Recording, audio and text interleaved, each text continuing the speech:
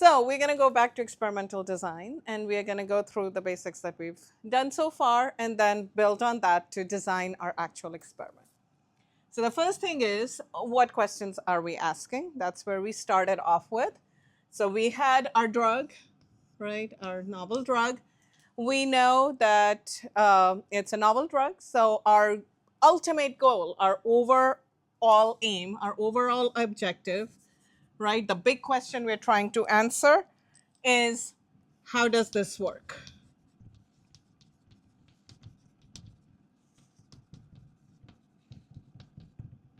So if we were thinking about it in a biological manner, right, in scientific manner, it would be the mechanism of action. That's what we are looking at, the drug's mechanism of action. Now, we already have some clues as to what this drug does. We know based on the structure we've developed that this drug should bind a special protein called PRMT and make it useless, so not let it work properly.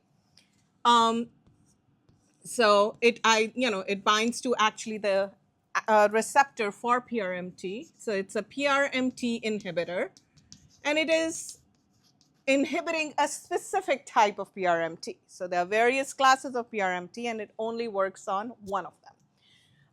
But it is a PRMT inhibitor.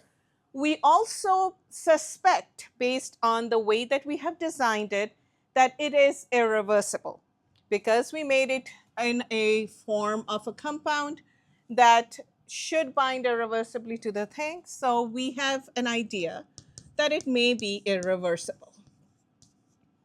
And we've done some experiments in a tube looking at it, right, in vitro, and it appears to be irreversible.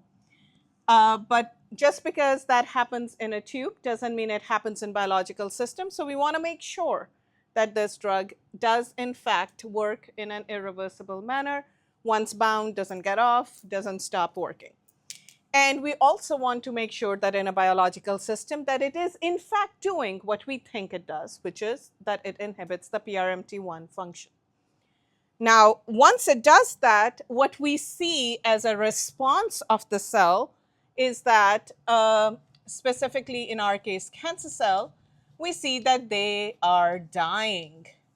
And they're dying through two different mechanisms that we know. One of them is autophagy, and the other one is apoptosis. Now, in autophagy death, what happens is that the cell is, the molecular pathways in the cell are affected in a way that they feel starved. They are not able to process the nutrients properly, and they end up ingesting parts of themselves, so organelles and stuff that is kind of extra, and then eventually what is necessary, they just start to ingest them in the form of little vacuoles, and eventually they go to a point of no return and die. So they are eating themselves up. And in apoptosis, which is the most known way for cancer cells to die, it's a programmed cell death. So the cell is so damaged and so messed up that it is no longer able to survive, and it triggers a self-suicide response, and that causes them to die, rupture and die eventually. So those are the two ways that we have evidence from slide examination, looking at cells on a slide, that that's how they're dying. So the questions that we want to ask next is to understand through what process, molecular pathway exactly, they undergo autophagy and apoptosis. So that's part of the mechanism of action. And the other part is to ensure that it is doing so by actually inhibiting the molecule that we think it should be inhibiting, which is PRMT. So those are the two main questions under mechanism of action. One is, does it inhibit PRMT, right, the way we expect? And then also, is the inhibition irreversible, right?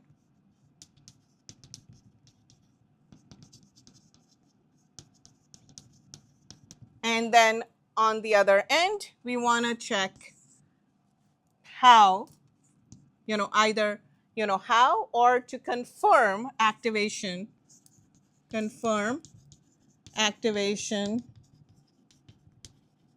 of autophagy pathways through treatment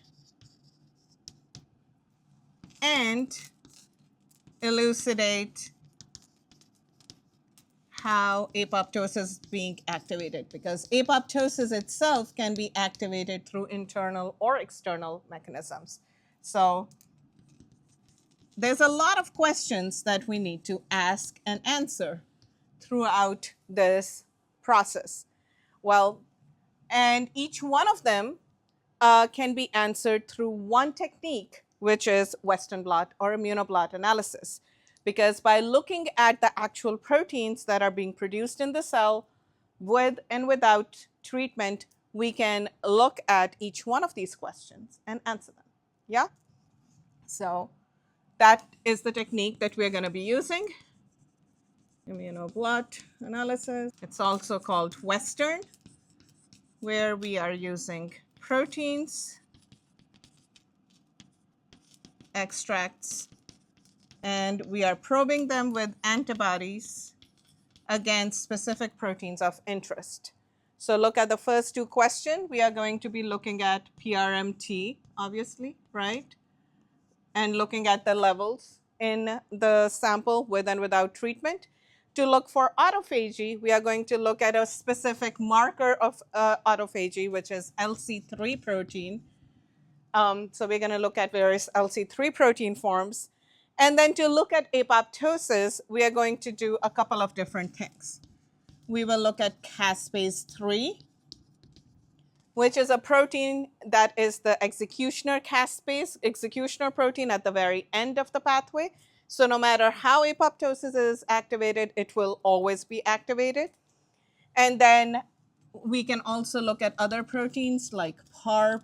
That's another protein that is involved in apoptosis.